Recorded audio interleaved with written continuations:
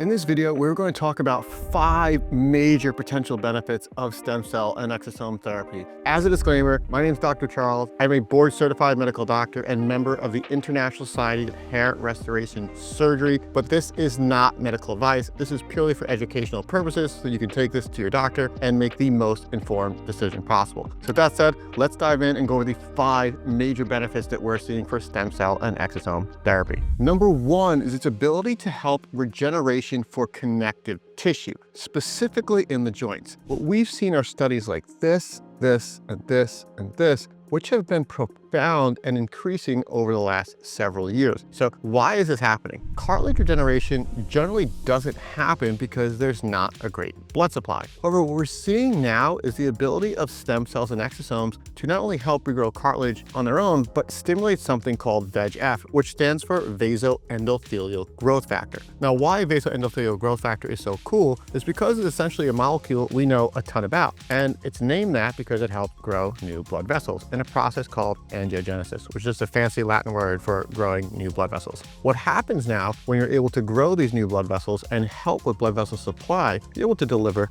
nutrients to the area. So if it's collagen and cartilage in the skin, connective tissue, it would make sense that you would have more recruitment of growth factors, more collagen, more density, and your skin would look tighter and firmer. Now, when it happens in the joint connective tissue, you're able to see delivery of growth factors, delivery of all the building blocks that help make up that cartilaginous tissue and can really help rebuild even bone, alleviating joint pain, which is something that's really cool. In fact, in this one study, they actually showed patients were able to not only achieve a thicker density of cartilage in their joints, but also reported significantly less pain scores, some getting scores as low as 0, meaning they had no more pain. Now, point number 2 is the application for stem cell and exosomes for patients who have suffered from heart conditions. This is really cool because there's been a couple studies now, including case studies, showing the ability of the heart muscle to actually have better contractility or squeeze more efficiently. Now, why this is important is because patients with heart failure and heart attacks are one of the leading causes of morbidity and mortality or death in the United States and really throughout the world. And so what these studies are showing, and these case studies are showing, is that stem cells and exosomes have the potential to improve the contractility of your muscle. So how does it do that? Well, stem cells and exosomes act in different ways. So mesenchymal stem cells can actually become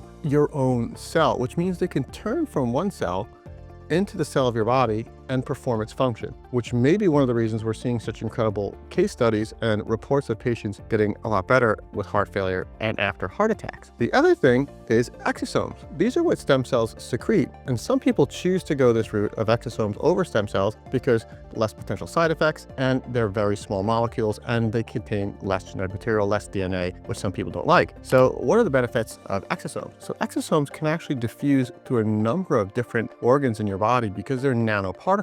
They're about 100 nanometers, which means they're about 1,000 times smaller than even the cell in your body. Now, why is this important is because it can actually attach to your cell and go inside of your cell and tell it to essentially heal and turn on. Now, if this happens, it would make sense that the cell would just function normally again. The other thing to do is tell your cells to go under something called apoptosis, which is programmed cell death. So if it's an unhealthy cell, it can remove that cell and make space for a new one. So number 3, autoimmune and inflammatory. Autoimmune and inflammatory conditions are some of the most debilitating and some of the most cosmetically challenging solutions that we know of today. So inflammatory conditions can be a number of different things. It can be MS, it can be psoriasis, all the way to a number of different conditions in your body that cause a ton of inflammation and impair your lifestyle and can even cause extreme fatigue. So how does it help with autoimmune conditions and inflammation? Well, the number one thing it does to help autoimmune conditions and inflammation is to bring down some of the markers, which are called cytokines, right? And if you bring down these cytokines, it would make sense that you would have less inflammatory tissue recruited to the site. And really, it's the inflammatory cells and tissues that can cause these responses to become clunky, can cause fatigue, can cause skin conditions, and a number of organ pathologies. And so what we've seen in the studies is these cytokines actually reducing due to stem cell and exosome therapy, which is incredible. Number 4